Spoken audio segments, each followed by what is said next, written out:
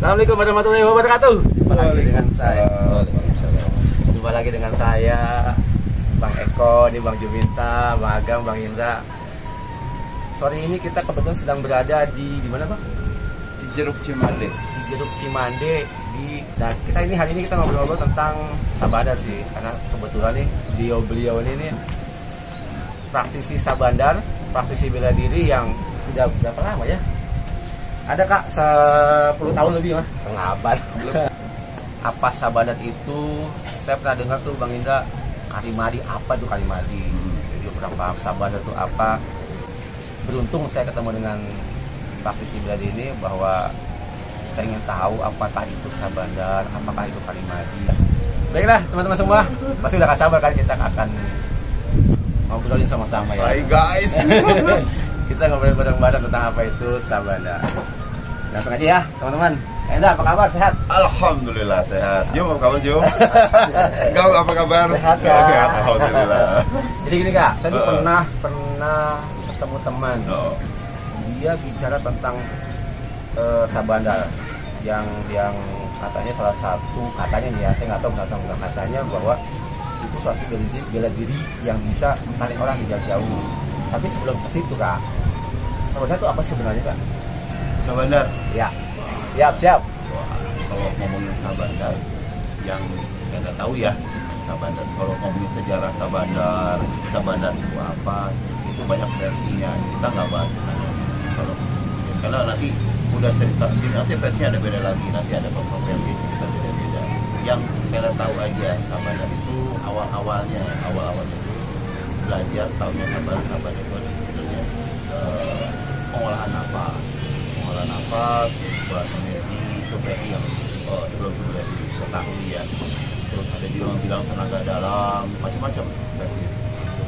Tapi setelah tahu lebih dalam sebenarnya itu semua itu hanya kita main gimana cara kita ngatur nafas, terus pemusatan tenaga, energi, nafas taruh di mana, kencang di mana. Istilah tenaga dalam itu kita abaikan dulu aja, kita nggak ngomong itu terlalu jauh pikir ininya, kita nggak usah pikir ke macam-macam sana. Sabandar intinya satu olahraga pengolahan nafas, di mana kita bisa kumpulin satu tenaga, satu energi yang bisa dipusatkan di mana kita mau, dan itu berguna buat kehidupan sehari-hari, buat kehidupan kita bermasyarakat, bersosialisasi. Terus juga Sabandar juga bukan berarti ya belajar silat atau Sabandar kita bisa mengamalkan orang, kita bisa pukul orang, enggak juga begitu. Jadi kita harus juga Sabandar itu sangat berguna buat kehidupan kita. Sabandar itu permainan. Tapi kalau cerita zaman dulu memang Sabandar itu permainan silat, dimana kita bisa bermain tangkis pukul, dimana kita bantu orang.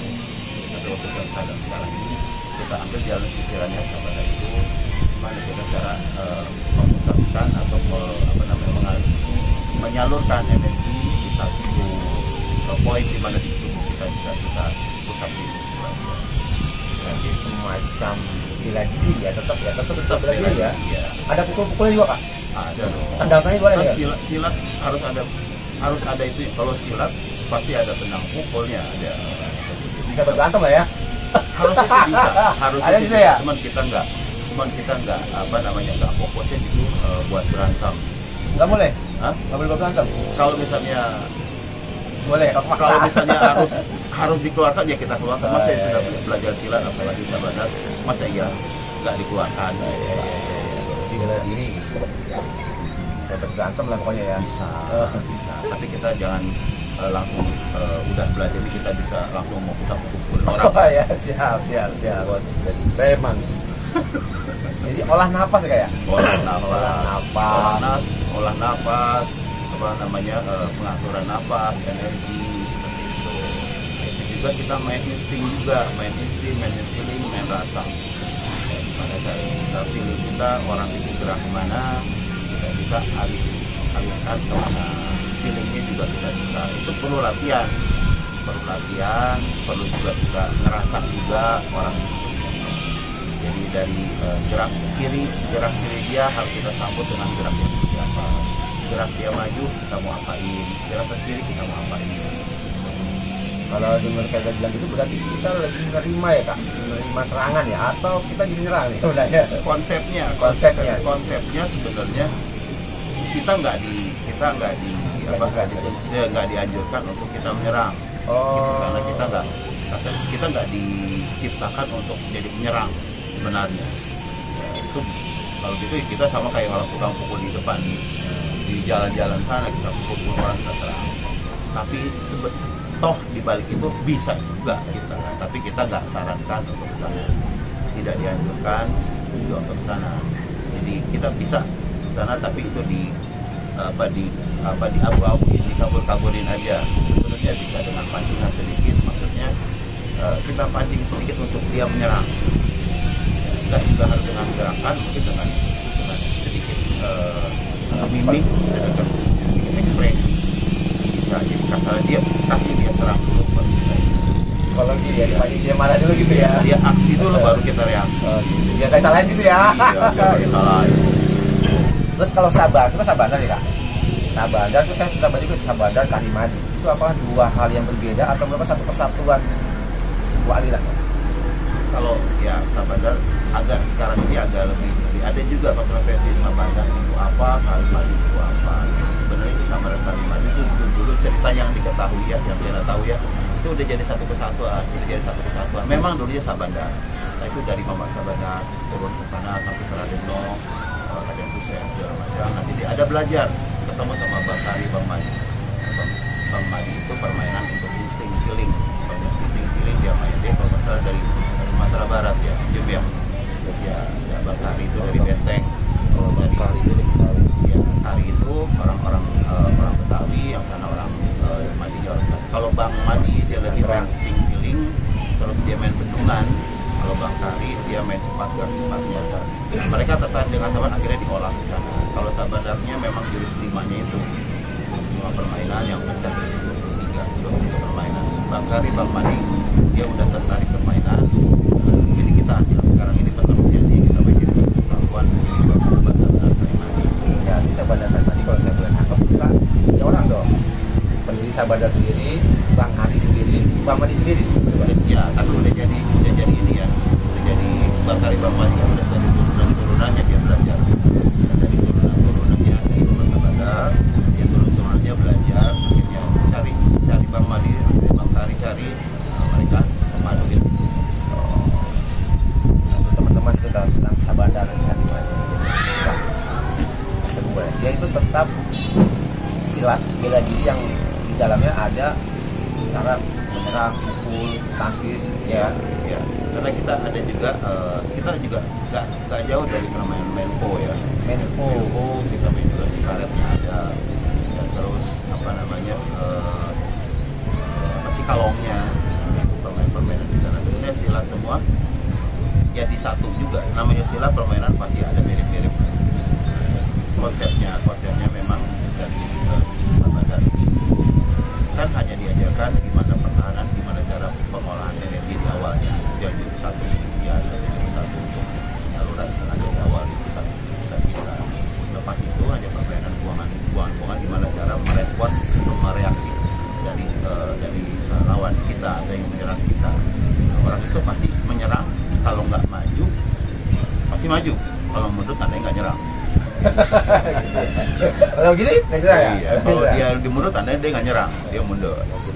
Dia maju. Nah majunya itu kita bisa alirkan kemana. Nah, makanya dari Sabandar itu diajarin, Sabandar itu mengajarkan ada jurus duanya yang jurus dorongan, bokan, ya sikuan sama kita alih kemana.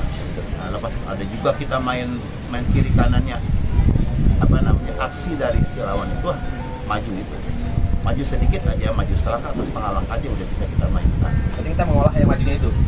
Iya. Walaupun dia nggak maju, tapi ada gerakan yang mengarah ke kita, itu kita bisa mainkan.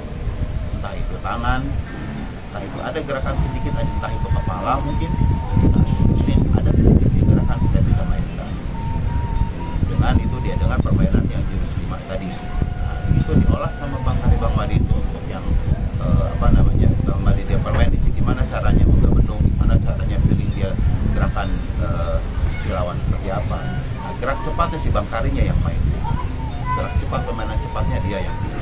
maju dengan. Di sini Kak, saya ada dengar ya, ini tahu benar tahu nggak salah. Emang di Sabana Kaliman itu nggak ada main kaki lah. Kenapa sih kalau memang nggak ada? Atau sebenarnya ada malah jangan-jangan? Kalau di jurus 5-nya memang tidak ada jurus kaki, karena dulu pernah belajar di dulu belajar awal di Pelabuhan Ratu. Dulu karena sendiri pertama kenal memang dari Abauci, ya, Abauci. Dari turunan dia murid dari Abah Igip. Oh, Bang Uci itu muridnya Abah Igip. Iya, Abah Igip. Abah itu turunan langsung turun sampai dia yang menyebar luaskan Sabandar, salah satunya yaitu Abah Uci. Nah, setelah Abah itu mengajarkan untuk kaki. Konsepnya kalau kaki, kita kenapa harus menggunakan kaki kalau kita kalau kaki mengangkat satu keseimbangan kita mungkin ada bisa berkurang, ada berkurang, ada bisa dimainkan sama lawan.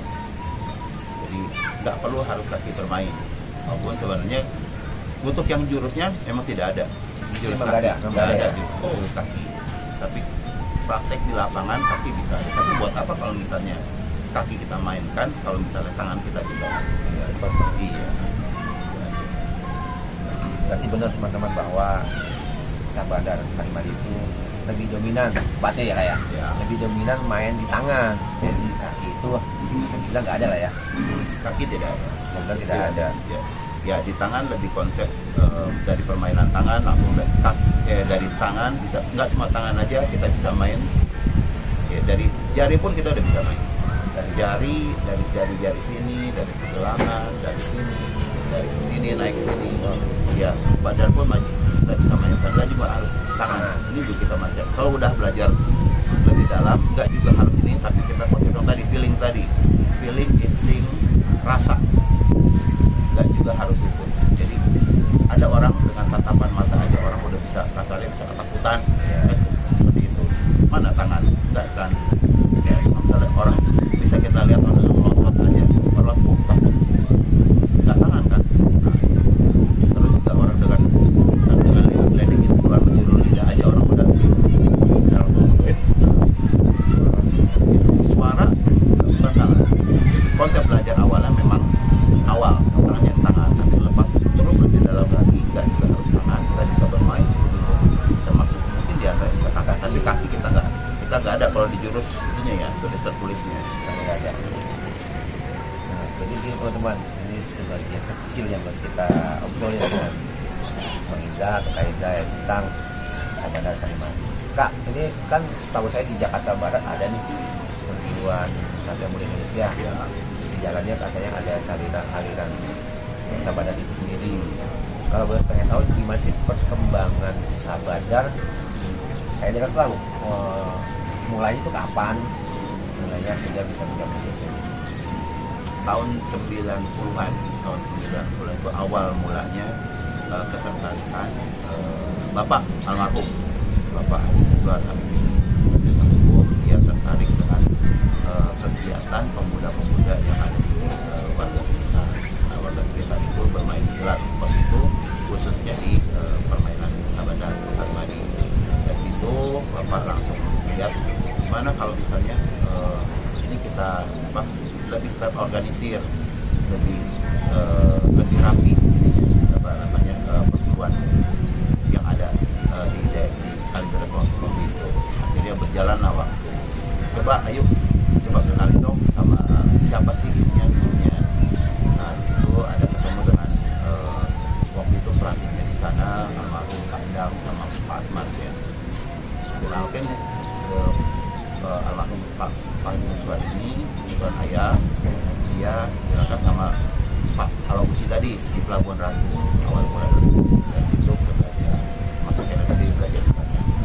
Nah, itulah belajar awal mulai apa sih Sabandar? Sebetulnya itulah ceritanya, cerita Sabandar yang penuh dengan macam-macam,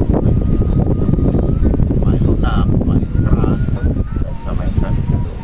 Nah, dari terus berjalannya waktu, ternyata di Pelabuhan Ratu itu tergabung dalam Satria Muda Indonesia. Ya, kita waktu itu PS Muda Harapan namanya. Muda Harapan di Kalideres. PS PKS Muda Harapan kita belum, memang sudah ada logo SMP tapi kita belum organisir untuk yang SMP. Kita masih cabang, asalnya cabangnya dari Pelabuhan Ratu. Saya ngobrol-ngobrol di Pelabuhan Ratu, kan di sana wilayah SD Kalideres itu Jakarta Barat. Coba akhirnya kita ketemu sama pengurus wilayah Jakarta Barat. Pengurus wilayah waktu itu masih belum resmi sebenarnya, waktu itu ada di kompleks BPK Konjeruk. Ada juga unitnya di Angsana Mangisan. Nah, kita kenal di sana sampai ada satu waktu itu musyawarah untuk membentuk ketua komisariat wilayah, dan akhirnya Bapak terpilih jadi ketua komisariat wilayah Jakarta Barat, dan itu sampai diresmikan langsung ke Ketua Komda pada waktu itu almarhum Pak Haji Barat Jiwa. Nah, dari sana baru kita ada sambung lagi Dewan Guru, ternyata ada tahu cerita untuk yang di Pelabuhan Ratu kita jalan sering tuh 2 minggu sekali, seminggu sekali. Pelabuhan Ratu Terus bolak-balik untuk belajar buat ngejar ketertinggalan, belajar di sana. Ya, terus tapi kita ikut ikut kenaikan tingkat di sana. Ya, jadi naik dari Cibadak naik mobil losbak buat ngejar untuk latihan sama ujian kenaikan tingkat di sana. Iya. Naik losbak sama barang mobil sayur. Iya. Waktu itu cuma kayak dari Medan, ada satu Pak Udin sama Iskandar. Bang Udin ya? Iya. Nah itu kok perasaan ada nggak sih kita bisa belajar di daerah Jakarta? Nah, belajar di ternyata ada, nggak cuma uci, waktu itu ada Dewan Guru SM yang Sabandar itu Pak Didi. Pak Didi Sembola, ya itulah Pak Didi. Sebelum ketemu Pak Didi, sebenarnya dari Abah Uci udah kenalkan juga sesepuh Sabandar kita, sebenarnya sama Akum Abadit itu waktu itu sudah di Omas, sebelumnya ada di Rodaya. Kita udah sering tuh soal main sana sambil cerita bagaimana sih Sabandar, kita ngejar ketertinggalan itu karena tertariknya kita untuk ngejar tinggal belajar sama, jadi cerita tahu seperti apa Sabandar sama Abadit di Omas, sering bermain di situ, sering tahu gimana sih Sabandar, gerak Sabandar, cerita Sabandar. Dari cerita aja kita udah ada ini lah, sama permainan pegang tangannya, cara permainan buat ngelak musuhnya seperti apa. Dari situ kenal langsung ke Pak Didi, belajar juga sih. Jadi sampai sekarang ya? Sampai sekarang. Nah, Abah itu dia punya turunan, punya murid yang ada untuk SMI-nya pada saat itu almarhum Pak Uci, ada lagi almarhum Pak Wawan, itu masih itu sama yang sekarang yang masih ada ya Pak Didi. Sampai sekarang belajar sama Pak Didi. Nah, saya potong Kak. Pak Didi sama Abah Uci itu saudara perjuangan, sama satu angkatan atau dia beda kan? Sebenarnya kalau sama atau sebetulnya kita nggak ini ya, maksudnya itu sama turunan dari Abah Didi langsung. Ya, ada satu generasi turunin itu sampai Juminta Magam ya, bisa. Kalau lihat dari ininya memang duluan Agam untuk yang waktu di SMP-nya, tapi untuk yang masa Badar sama juga. Nah, perkembangan Sabandar seperti itu untuk yang di sana, sampai akhirnya kita di bilangnya kita untuk yang Sabandar Kalimadi, untuk yang di Kalideres lebih banyak ya, karena kita kejar itu materinya ya. Materi bukan materi uang ya, materi jurusnya ya. Ya, materi jurus. Dan kita katanya Jakarta Barat terkenal paling banyak jurusnya ya. Katanya. Ya. Di SMI sebenarnya di SMI banyak jurus tradisional ya. Banyak ya Kak? Banyak. Ya dari Tusing, dari Cikalongnya ada yang udah kita ini ya, yang kita udah pelajari dan sedikit banyak inilah ada bermain geraknya. Ya, istilah jangpang, ada jurus jangpang, ada jurus selomacannya, jurus beksinya ada, jurus cikalongnya ada. Pada waktu itu kita belajar juga goloknya ada, solok cikalongnya, iya, sama toyanya pun ada. Nah, jurus bukan anaknya ada. Tapi alhamdulillahnya karena kita lebih intens belajar Sabandar, jadi kita lebih banyak cerita taunya pun hasil dari kita sering interview, sering banyak tanya sama Abah Iki, Mas Faridin, untuk yang Avalon Power dan sedikit tahu karena ya nggak lama tinggal sempat main juga rumahnya Avalon Power di daerah kita sempat ketemu ya. Oke, nah itu kan perkembangan Sabandar di Jakarta Barat yang berada dalam nama SMI ya. Itu sampai hari ini kan masih berjalan ya. Sampai hari ini Jakarta masih berkembang ya. Berapa unit sekarang bisa di SMI Jakarta Barat? Aduh, ada berapa unit Jom? 5 plus 10. Kan 13 akhir ya, total ya? 18. Jadi 18. Lebih banyak tuh ya. Banyak ya.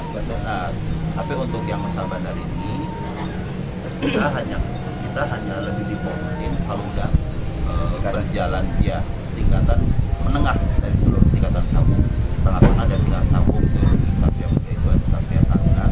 Nah itu baru kita perkenalkan lebih banyak dibanding yang masih awal-awal. Sabandarnya. Iya, maksudnya apa? Kita juga harus tahu permainan Sabandar ini kan ya ada sedikit banyak efek-efek yang ini juga kalau yang masih kecil atau masih muda, masih hijau belajar itu mungkin nanti disalahgunakan. Ada efek-efek yang membahayakan juga. Serem ya? Gerakan ya sedikit serem. Ya, jadi perlu berpikir dewasa juga bermain ini karena yaitu Karimadi ini yang memanfaatkan gerakan Sabandar ini sehingga gerakan itu jadi jurus yang membahayakan ya. Itu dia. Kalau salah penggunaan bahaya ya. Penggunaan ya. Itu mana kembangnya? Entar dulu itu belum. Serem. Terus berarti sampai hari tetap berkembang. Berarti makin hari berkembangnya SMI dan Sabandar di Jakarta Jakarta tuh terus ya ya kembang dan harus terus kalau untuk ini karena didukung juga sama tim Cops di SMI Cops pelatih mereka tertarik untuk belajar Sabandar ya alhamdulillah ya mendukung dan terdukung ya terdukung juga tambah lagi kita intens juga kebetulan kita ada komunikasi intens juga kita punya paguyuban kita punya perkumpulan khusus yang Sabandar Karimadinya ini kita koordinasi dengan perkumpulan Sabandar Karimadi pimpinan cucu dari almarhum Abah Gif Kang kita juga punya tim-tim untuk yang perguruan-perguruan yang konsentrasi di aliran Sabandar Karimadi. Siap. Itu tentang sejarah, teman-teman tentang sejarah dari berkembangnya perkembangannya SMI Satria Muda Jakarta Barat dan Sabandar di Jakarta Barat. Ini agak dalam kita sedikit Kak. Apa nih Kak? Konsep atau metode dari Sabandar itu tadi sudah dijelasin sebenarnya mengenai metode budaya bertarungnya seorang Sabandar itu seperti apa. Kalau saya kan dia lebih menunggu diserang ya, bukan nyerang duluan biasanya. Kita konsepkan nggak menyerang dulu ya karena nggak boleh juga kita masuk polisi lagi kan. Walaupun sebenarnya bisa udah pepet baru lah ya. Kita pakai selalu motonya SMI ya apa mungkin tidak dicari sekali dimulai mati itu sebenarnya itu filosofi yang bagus juga sebenarnya karena kita orang Indonesia juga kan nggak terbiasa dengan itu dengan kita ini apa namanya kita gimana kalau kita mulai duluan kita lebih ke ya udah Indonesia Nusantara Timur walaupun sebenarnya bisa bisa ya nyerang dulu nggak bisa ya bisa dong jadi kita berbahaya hati-hati dengan Sabandar kalau untuk belajar. Terus selain Sabandar itu sebuah konsep bela diri artinya sebuah konsep yang memang digunakan untuk bertarung untuk berkelahi, adakah manfaat lain selain bela diri? Ada. Yang pasti untuk kesehatan dan hari itu yang terasa yang umur hampir setengah abad ini siapa tuh?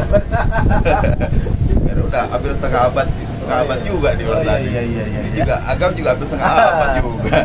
Tapi nggak kelihatan kok. Kelihatan ya itu dia karena mungkin efek dari kita sering berolahraga. Biar gimana itu olahraga ya kita ambil itu olahraga. Bahagia sama kalau katanya sih kalau kita sering bermain dengan kita bermain dengan ada efek ke sananya juga. Awet muda. Iya katanya ya. Awet muda guys. Katanya, tapi ya nggak tahu lah kalau alam cuma ya. Tapi yang kita Kesehatan lah ya. Iya, kesehatan. Dan juga itu manfaat yang dirasakan kita dalam bersosialisasi bermasyarakat. Kita lebih apa namanya?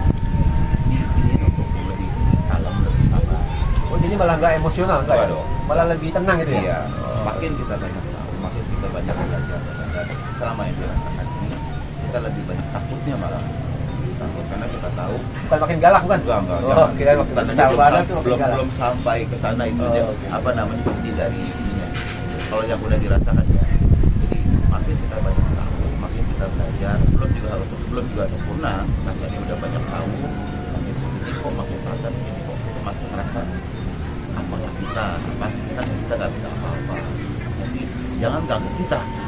Kalau ganggu kita itu dia bahaya ya, kayak ini serem ya itu. Jadi konsep kita itu malah jadi kayaknya kita makin, karena kita tahu efeknya dari diskusi yang dilakukan itu akan tahu efek yang ya kurang enak lah yang menerimanya.